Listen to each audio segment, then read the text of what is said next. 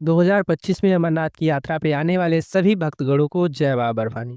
दोस्तों, अगर आप भी पहलगाम के रास्ते से यात्रा करने जा रहे हैं या बालटाल के रास्ते से यात्रा करने जा रहे हैं, तो ये वीडियो आपके लिए इम्पोर्टेंट होने वाली है, जिसमें हम बात करेंगे कि आपका बैकपैक कैसा होना चाहिए। सबसे पहले मैं आपको बता दूं कि अमरनाथ यात्रा के 2 रास्ते हैं। पहला रास्ता पहलगाम का, जिससे ज़्यादातर यात्री यात्रा करते हैं, और दूसरा रास्ता है बालटाल का। अगर आप भी पहलगाम के रास्ते से यात्रा करने जा रहे हैं, तो आपको विशेषकर अपने बैकपैक पे ध्यान देना है कि आपका बैकपैक ज़्यादा वज़न का ना हो, क्योंकि जब आप पहलगाम रास्ते से यात्रा करते हैं, तो आपको अपने बैग को साथ में लेके यात्रा करना होता है। अगर आपने वहाँ पे कहीं क्लॉक रूम वगैरह में जमा करा दिया, तो आपको लौटते वक़्त फिर से पहलगाम आके अपना बैग लेना होता है। क्योंकि दोस्तों, जो भी यात्री पहलगाम से यात्रा करते हैं, वो बालटाल के रास्ते से वापस आते हैं। इसीलिए दोस्तों, अगर आप पहलगाम रास्ते से यात्रा कर रहे हैं, तो विशेषकर अपने बैकपैक को हल्का रखिए, ज़रूरत के सामान लेकर ही यात्रा करिए। वहीं अगर दूसरे बालटाल रास्ते से आप यात्रा करते हैं, तो आपका अगर बैकपैक वज़न है, उसमें ज़्यादा सामान है, तो भी कोई समस्या नहीं होने वाली है।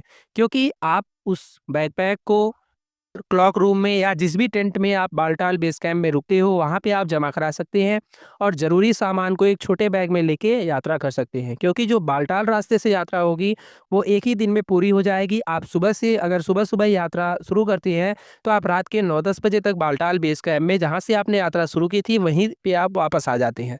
लेकिन पहलगाम के रास्ते से जब आप यात्रा शुरू करते हैं, तो आप बालटाल के रास्ते से वापस लौटते हैं। इसीलिए दोस्तों, अगर आप पहलगाम के रास्ते से यात्रा कर रहे हैं, तो अपने बैकपैक को कम रखिए, सिर्फ ज़रूरत का सामान लेके ही यात्रा करिए।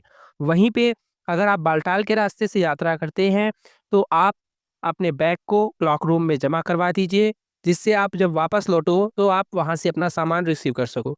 एक आपको बात और है जो मैं कहना चाहूँगा, अगर आप ज़्यादा सामान लेके यात्रा पे जा रहे हैं, तो अपने सामान को भगवती नगर बेस कैंप में, जो वहाँ पे क्लॉक रूम होते हैं, वहीं पे आप अपने सामान को जमा करा दीजिए, और सिर्फ ज़रूरी सामान को लेके पहलगाम से यात्रा करिए।